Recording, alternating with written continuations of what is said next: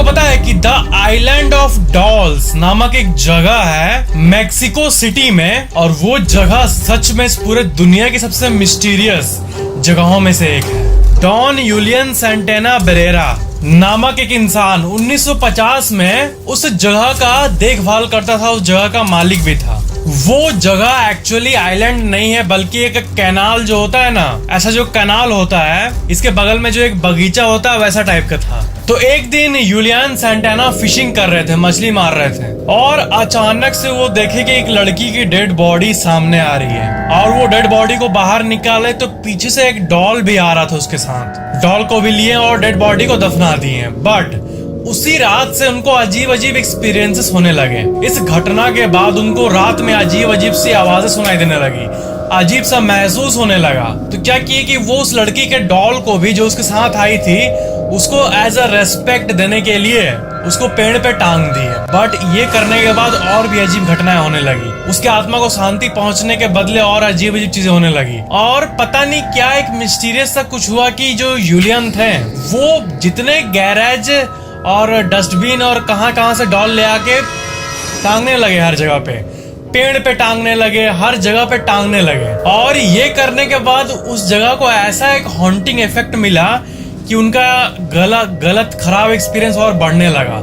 रात भर किसी लड़की की रोने की आवाज, चिल्लाने की आवाज उनको आने लगी। लोकल लोगों के हिसाब से जूलियन उनको ये कहते थे कि उस लड़की की आत्मा उनको कहती है कि आई वांट माय डॉल, इसलिए उसकी आत्मा को फीड करने के लिए ये डॉल चिपकाने लगे। बिल्कुल रियल घटना ही है। क्या है कि आप अभी उस आइलैंड पे जाओगे ना, तब आपको अभी इस टाइम भी हजारों डॉल लटके हुए दिखेंगे। तो वो जो कहानी है कि वो लोगों को बताए कि वो उसकी आत्मा डॉल मांग रही है टांगा हुआ। इसके बाद इस कहानी में सबसे बड़ा प्लॉट ट्विस्ट तब आता है जब यूलियन जो कि ओनर थे उनका ही बॉडी उस कैनाल में मिला। और पता है जिस जगह उस लड़की की बॉडी को उठाए थे वो एग्जैक्ट उसी जगह पे ओनर का भी बॉडी मरा हुआ मिला लोगों को। एक मिस्टीरियस सी मौत थी उनकी।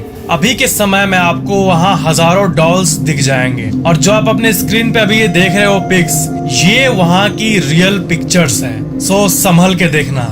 इसमें आप देख सकते हो कि कितनी डॉल्स जो कि डैमेज्ड है वो टांगी हुई है। अभी के समय भी जो वहाँ पे जाते हैं ना, वो कुछ अजीब एनर्जीज को फील करते हैं। घबराहट होना, लाइट्स का ऑन ऑफ होना, ये सब उस जगह पे होता है। आपके मन में एक अजीब सा सवाल आता है कि क्या है ना, देखो एक बहुत ही फ्रैंक सा बात है कि आप अक्सर सुनते होंगे और आप सुनते भी है कि एनाबेल डॉल में ये कोई आत्मा है या इस डॉल में आत्मा है। तो ये जो कंसेप्ट है कि डॉल के अंदर ही आत्मा क्यों घुसती है, ये सवाल आपके मन में जरूर आता होगा। तो आंसर ये है ना कि पैरानॉर्मल एक्सपर्ट्स के हिसाब से जो डॉल्स होती है ना, उनका फिजिकल मैनिफेस्टेशन एकदम इंसान की तरह होता है।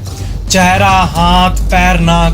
तो क्योंकि वो इंसान के शरीर से मेल खाता है और क्योंकि नॉर्मल आत्माएं इंसान के ही शेप वाले बॉडी में होती है, इसलिए आत्माएं उसकी तरफ अट्रैक्ट होती है, डॉल्स के तरफ। इसलिए अक्सर हम लोग ये सुनते हैं कि आत्मा डॉल में घुस गई, क्योंकि वो आत्मा एक आत्मा बनने के पहले, एक सस्पेंडेड आत्मा बनने के पहले एक चेहरे, पैर, हाथ वाले चीज में ही अंदर थी ना। इसलिए वो बाहर निकलने के बाद भी वैसी चीज को खोजती है और उस चीज को हॉन्टेड या श्रापित बना देती है। So that was the logic according to paranormal investigators. और यही वजह है कि आप इतने सारे कहानियों को सुनते हो कि डॉल्स के अंदर आत्माएं आ गई, कोई एंटिटी पोजेस कर लिया वगैरह। सो that was the info. Video को लाइक, शेयर, कमेंट जरूर करना और चैनल को सब्सक्राइब करके बेल आइकन जरूर ऑन कर लेना।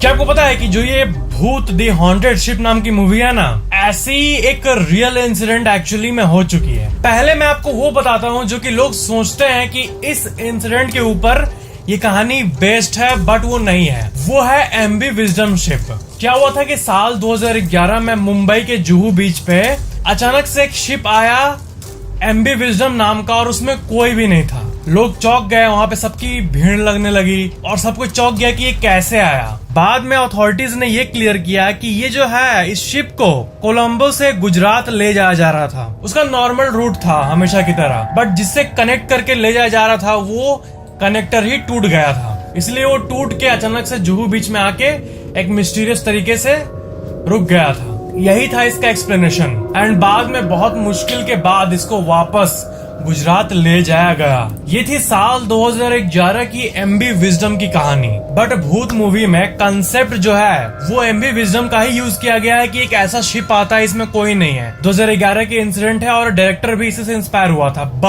बट जो मेन कहानी है वो 1750 की है। उस टाइम एक 1750 में एस्टन बीच, रोड आइलैंड, अमेरिका में एक शिप आया अचानक से, और उस शिप का कोई सोर्स ही नहीं था। सी बर्ड नाम का शिप था वो, और जब वो आके रुका तो उसमें कोई नहीं था।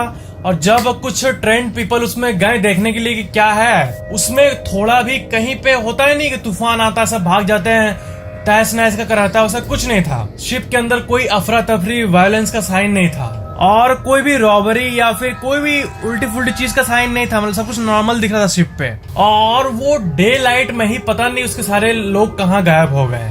वक्त के साथ साथ इसे रियल का हॉन्टेड शिप माना गया।